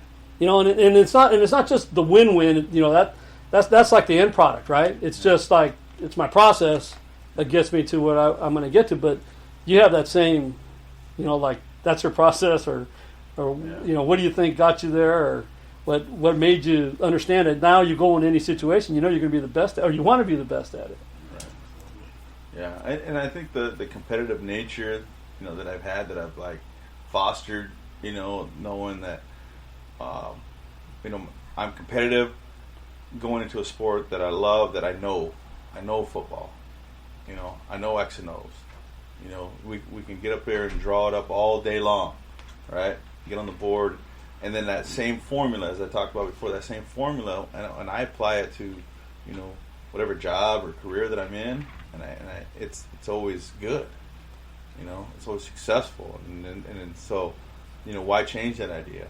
Why you know, you adapt and adjust and evolve, you do all that, but like there's a formula to it, and you know, going into every team that I'm working with, or you know, no matter what it is, we're competing to win, you know, and if we don't win, you know, then it's a lesson. You know, I'm not a loser, so we don't lose. It's a lesson, man. So either you win or a lesson. Coaching moment. Coaching moment. Win or a lesson. I'm not a loser. I don't lose. So, but I've you know, just taken that and find a way to win. You know, and like you said, whether it's the off season or you know, in other preparation, or don't put yourself in that position again. You know, I always think about. We lost the football game by inches. We lost 49-42, and I believe if we would have scored, we would have went for 2 and won it, 50-49. So that play is always sticking in my head. So if it ever happens again, you know, we're not in that situation again. You know, it's a totally different outcome. You know, we get to the 6-yard line with time running out, and we spike it. We get the personnel group in there to run the play that we've been working on all week to get the touchdown. And then the 2-point conversion that we've been working on all week, you know, we run that, you know, that we've been practicing every single day in our 2-minute drill. You know, we're running that play. So, you know, those scenarios, the formulas, you know, things like that I've, you know, had to learn a lesson from, like it's here. It's here. And when it comes around again, I'm not making that same mistake. You know, and the same thing in the workforce, same thing.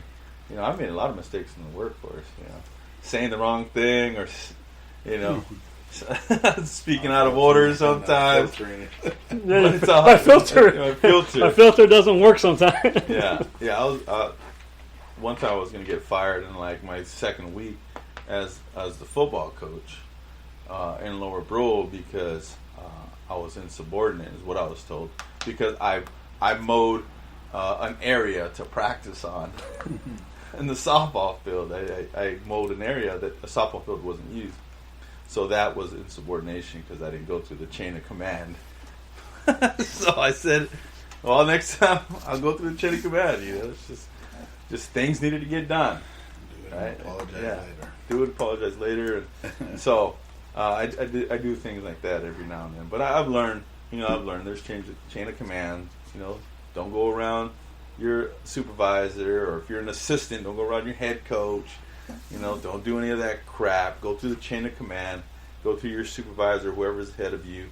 You know, because that's the way it's supposed to be. You know, I think. Even if you think like, hey, you know what, I shouldn't be an assistant. I should be the head guy. Wait your turn. You know, wait your turn.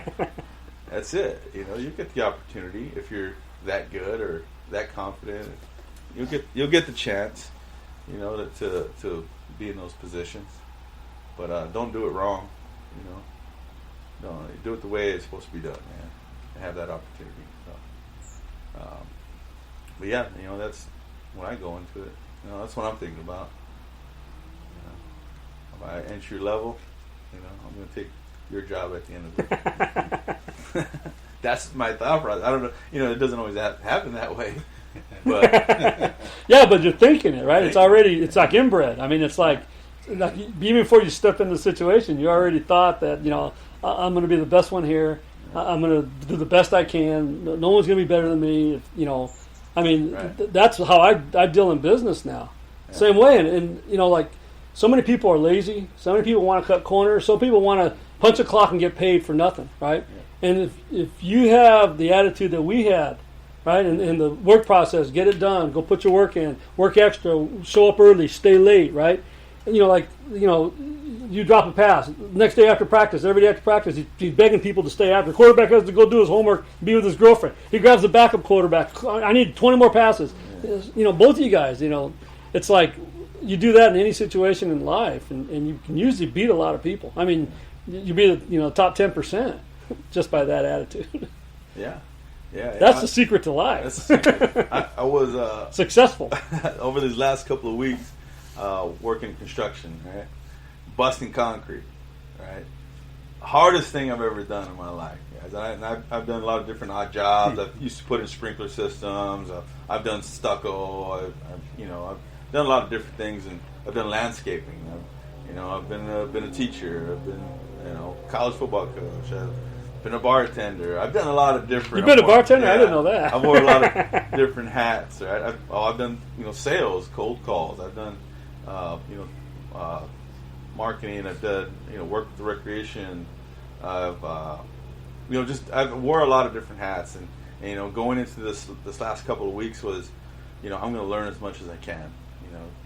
I want to learn this. I want to learn working with pavers. That's what it is.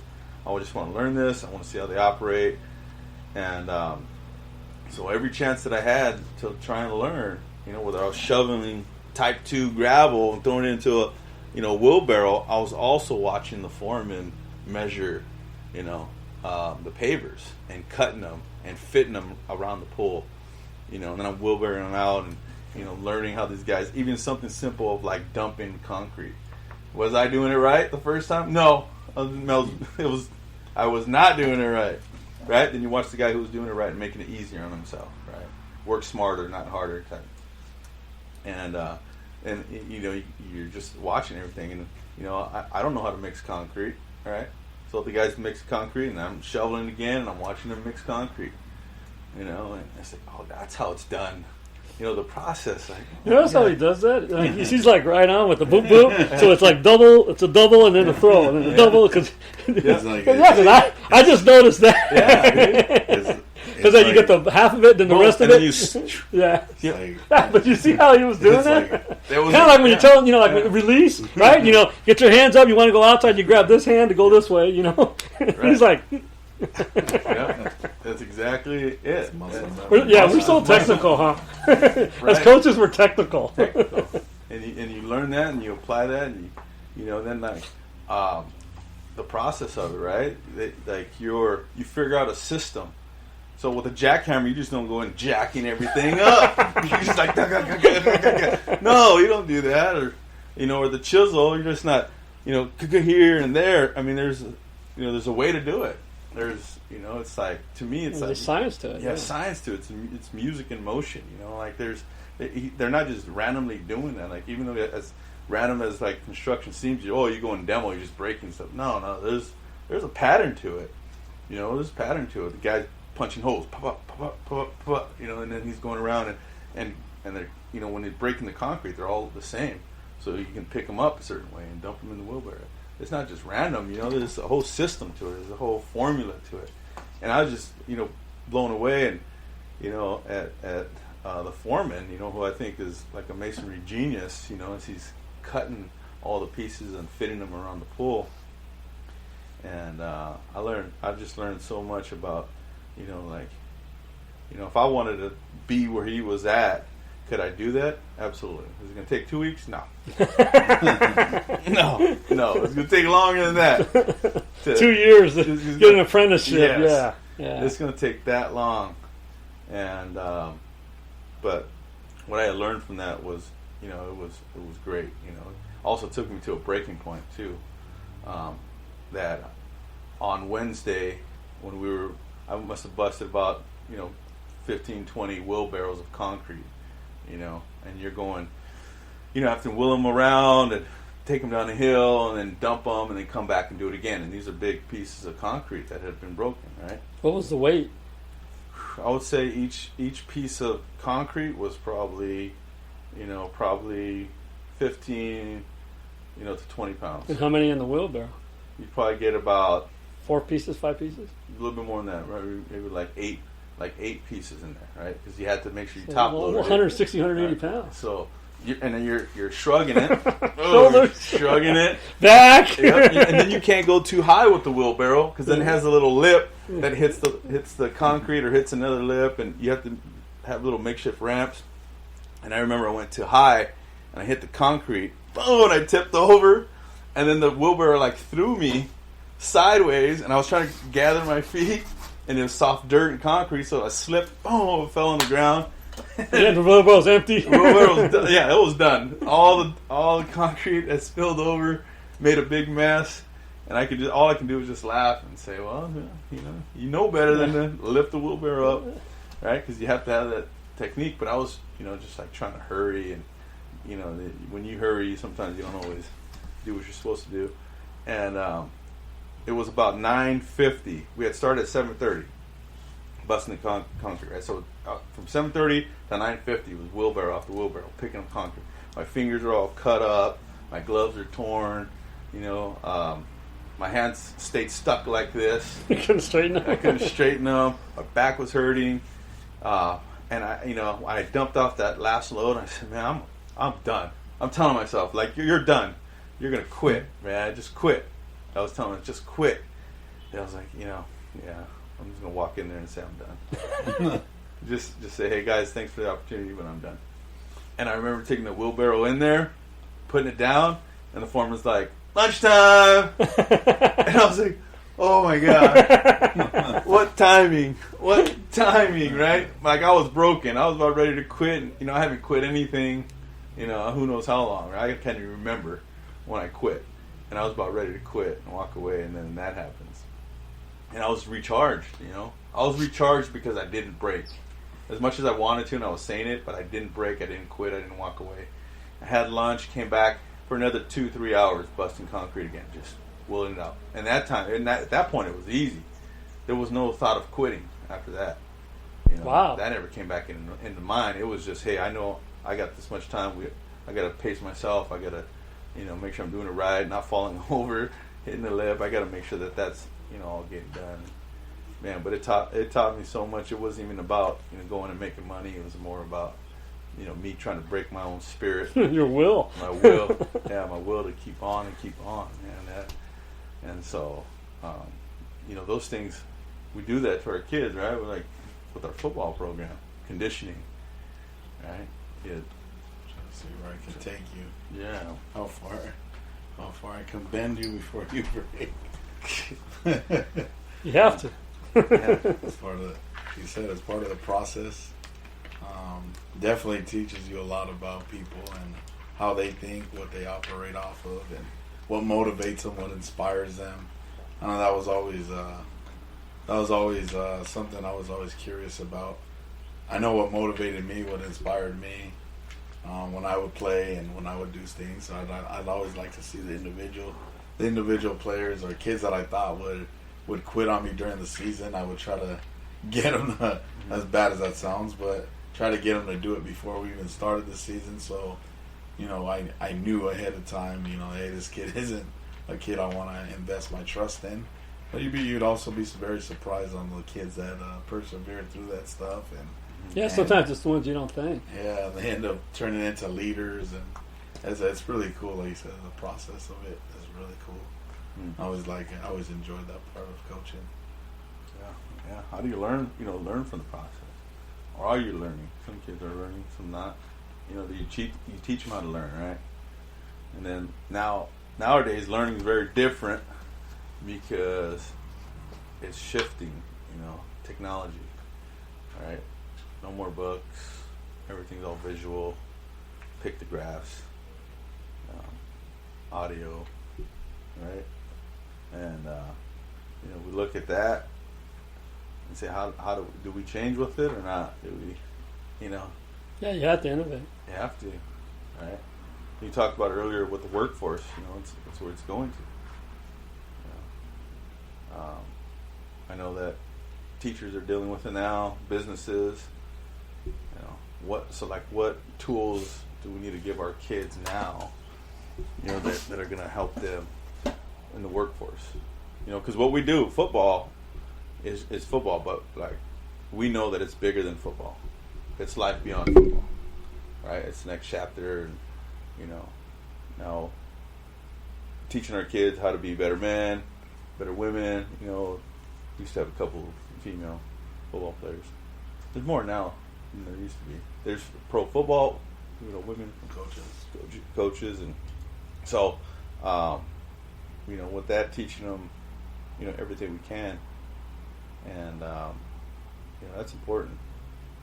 That's important as coaches to give back, to the kids, because when football's done, for some, it's done. And I know that there's a young man that he went off to the military. He was only with us for 1 year at in Lower Brule, but he says what we taught him in that 1 year just helped him, be who he is in the military. And I thought, I never looked at it like that. And that started to shift and change my thought process of what I'm really giving back to football, with the kids and when they move on. So, before it used to be like, hey, well, let's try and find you a scholarship, Now it's like, well, let's get you ready for whatever, workforce, military, fatherhood. You want to go to trade school, 4-year, what do you want to do? Let's get you ready for it. So like the football lessons are all kind of encompassed now into that. There's some guys that are out there doing it, and they've been doing it like that for a long time, and with coaches. And so, I think what we're doing now, this platform, hopefully that coaches want to hear more of it, and we can talk about it more and get some of these guys on X and O and really explore this platform to get our message out there, get the information. So, yeah, man. I see you looking at your clock, Coach. I'm older than you guys. What time we got? What time we got here? It's time to call session 1, there and then all right. Let's see what we can do for session 2. Yeah. So this is the Regular Guys podcast here with Gary Orona, Jude Oliva, Zeke Prado, brought to you by 365 Athletics, and stay tuned for the next podcast. We'll have a little bit more about sports, culture, food. Maybe have a guest show up. We don't know yet where we're taking this, but this is the first steps here to our podcast. We enjoy the process, and we're out. Oh, mic drop.